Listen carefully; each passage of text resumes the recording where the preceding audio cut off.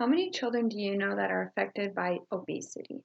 Childhood obesity is a sensitive subject, but is definitely one that needs to be addressed. It's a major problem in the United States and affects hundreds of children. Obesity can lead to a number of health issues, and the younger obesity starts, the earlier the health issues set in. The epidemic can be countered with interventions and prevention programs.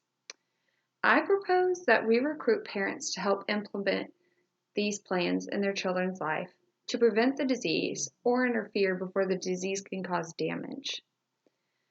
There's quite a bit of information known about childhood obesity already, but there are still numerous studies being done in order to understand all the causes and effects of childhood obesity in order to fight the epidemic from all angles. Obesity in children should not be looked at as a phase that they will grow out of. The Centers for Disease Control and Prevention defines obesity as having a BMI at or above the 95th percentile. As stated on the CDC website, a BMI is age and sex specific for children because of how much their body composition changes as they grow. Although weight varies as children grow, excess weight can be a problem for any age group. Weight can be affected by more than just the child growing. There are many reasons for why an individual can gain weight. Some common causes that the CDC listed on its website were genetics, metabolism, or how your body changes food and oxygen into energy that it can use, eating and physical activity behaviors, community and neighborhood design and safety, short sleep duration, and negative childhood events are all common factors. However, these are not the only causes for childhood obesity. In another article on the CDC's website, it talked about how socioeconomic status plays a big part in childhood obesity. This article in particular stated that the prevalence of obesity decreased with increasing level of education of the household head among children and adolescents that were aged 2 to 19 years old. Now we are all wondering how much of a child's obesity can be blamed on the parent. In an article titled, "Do Parents Make Kids Fat?" in the New York Times by Perry Class, she discussed how big of an impact the environment we live in has on our weight. She states that obesity experts would say that we all live in what they call an obesogenic environment, with the fast food heavily marketed and often cheaper than food prepared from scratch. This comment from Class brings light to the cheapness of unhealthy food compared to nutritional foods. As college students, most of us understand that living on a tight budget can often lead to choosing the unhealthy food option because of its affordability. The difference in pricing between healthy and unhealthy options goes to show how much of an influence socioeconomic status can have on what you eat. If healthy food is out of the budget for the size of your family, the resort is to buy what you can afford, which is more often than not the fast, cheap food. Socioeconomic status does not just play a role in what you eat, but it also influences other factors that can contribute to obesity, such as where you live. As I stated earlier, the CDC listed community and neighborhood design and safety as contributing factors to childhood obesity. If a child lives in a poor community with nowhere to play outside safely, it is unlikely they will leave their house. For example, if a child lives in a neighborhood that does not have a playground, park, or some designated area for these children to go play, then the result is for the child to stay at their house or more commonly inside, especially if their community is considered dangerous. So, what about the children who live in perfectly safe, child-friendly neighborhoods but are still obese? Here's where we start considering factors not mentioned by the CDC. Electronics are a huge part of all of our lives in today's world and could also be a contributing factor to the increase of obesity among children. On Harvard Medical School's website, Claire McCarthy brings screen time among children to our attention. As many of us already know, It is important for children to get at least 1 hour of physical activity per day. However, McCarthy points out in her article that the average child spends more than that in front of a screen. I know from personal experience that as adults, we often depend on technology to keep children entertained when we're trying to accomplish things like making dinner. But how much is too much reliance on technology? Just like understanding what it means to eat responsibly, we must understand what it means to use screen time responsibly. Being physically active does not have to be hard. McCarthy even states how easily in her article physical activity could be achieved. She says, there is always a way, even if it's dancing in the kitchen or taking a walk around the block. We must take action if we want to see a change in the prevalence of obesity among children. Taking action can be simple, and there are numerous organizations already doing that to make a difference. On the National Institutes of Health, or NIH webpage, it discusses some of the programs it has set in place. One program called the National Collaborative on Childhood Obesity Research started the Trial for Adolescent Girls, which is a national study to develop and test school and community-based interventions to get girls more involved in gym class, organized sports, and recreational activities. Another program started by the NIH is called the We Can program. It provides families and communities with practical tips and tools to help children and their families stay active and maintain a healthy weight. There are currently more than 1,000 We Can programs in the nation. Even with programs like these, childhood obesity has still not been eliminated. The problem has been around for decades, and there's loads more information that we know now than we used to, but we're still not seeing a decline in the issue. In one particular journal, Holscher, Sharma, and Bird Williams discuss why there has not been a successful prevention plan put in place for childhood obesity. These authors talk about a specific study they did with preschool children called Now Everybody Together for Amazing and Healthful Kids, or Networks, and the challenges this particular study faced. Some of the challenges mentioned were children can be difficult to reach for public health interventions due to the many forms of childcare in preschool-aged children. Not only are these settings difficult to implement intervention plans to fight childhood obesity early, but the authors also stated that many of the parents did not perceive excess weight as a health issue in their children. This article concludes with mentioning that including families in intervention efforts could help protect our littlest members of society from increased risk of obesity. Educating parents could make the biggest difference in the child's lifestyle and ultimately their health. Some common phrases heard in today's world are, they must not like physical activity, or they must not like working out a lot, or any other phrase you hear about physical activity and someone being obese. But putting the blame entirely on a person's interest in physical activity is not the route we should take. However, in a study that examined the relationship between childhood obesity and functional activity and its enjoyment, the study proved that children who were obese enjoyed physical activity just as much as children who were considered a healthy weight.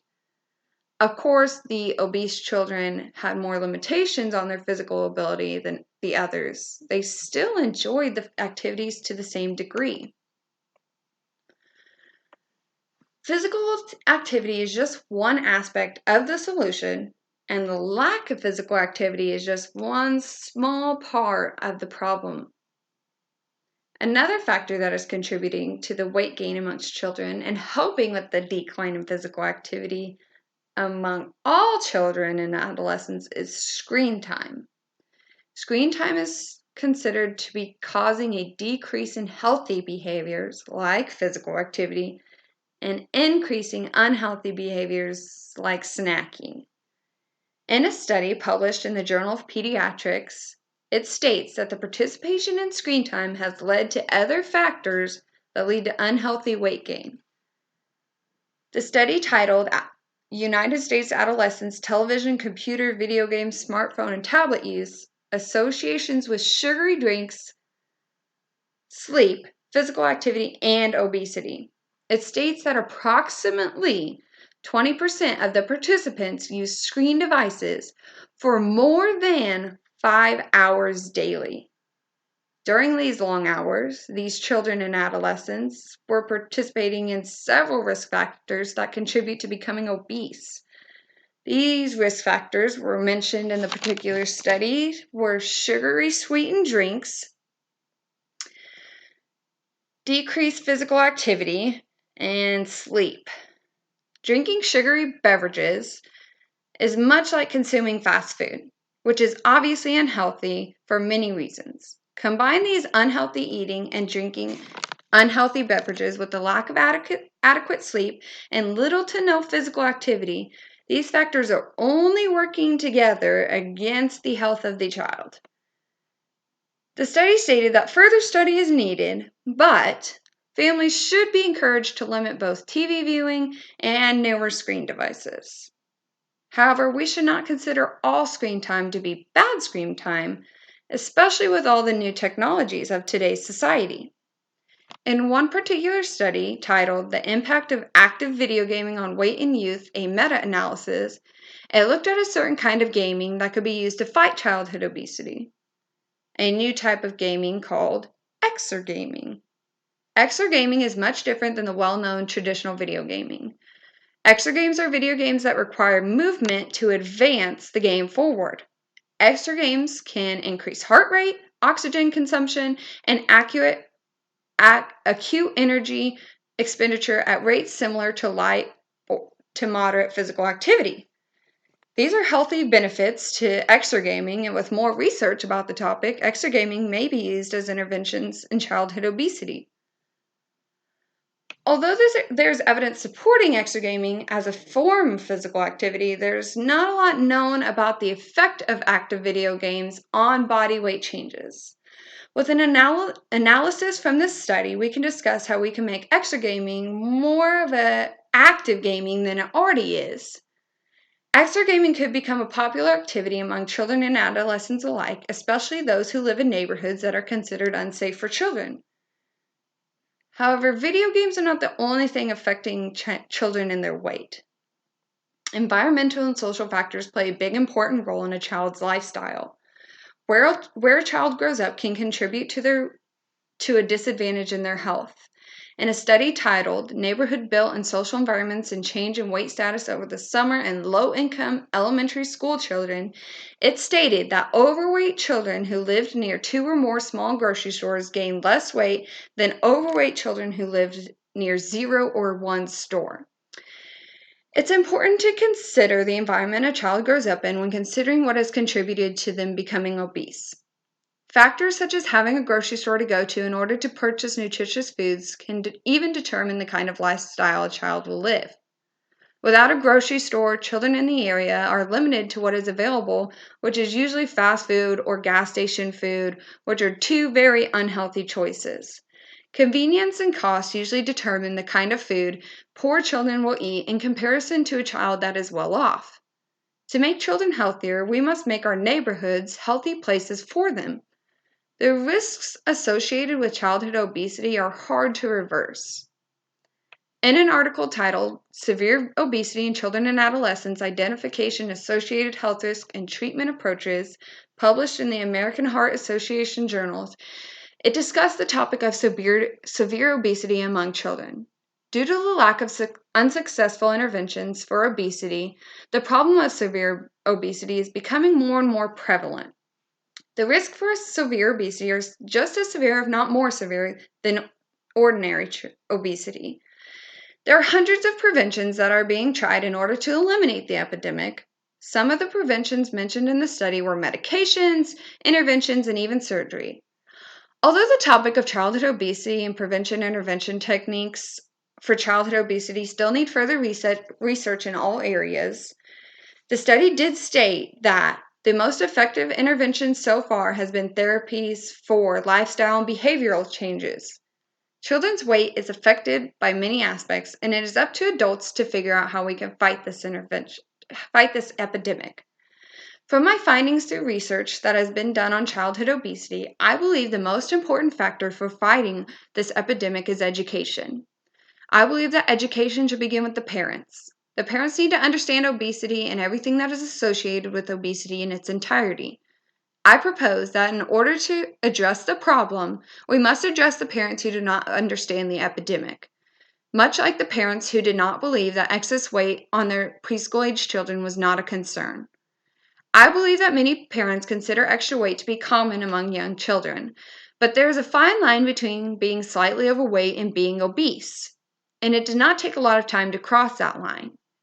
Parents cannot control every aspect of their child's life, especially once the child goes to school, but they can limit the factors that are contributing to their poor health. I think parents are our biggest hope for fighting the disease and contributing for fighting the disease. However, I am in agreement with the articles I have reviewed that more research still needs to be done in order to understand the problem in every aspect. If it were all figured out, childhood obesity would not be an epidemic like it is today. In the United States, childhood obesity has become a major epidemic. Health is important at any age, but especially among children. Healthy lifestyle habits must be implemented at a young age in order for them to follow the child into adulthood. Health risks associated with obesity are just as severe in children as they are in adults. Obesity is often linked to early death, and if obesity begins in childhood, the health issues encountered as a child will only increase into adulthood if nothing is done to reverse the problem. Not only can obesity cause health-related issues, but it can also impact all areas of the child's life. Childhood obesity is not a topic that should be brushed over or put on the back burner. There's really no such thing as baby weight. Excess weight at any age is unhealthy.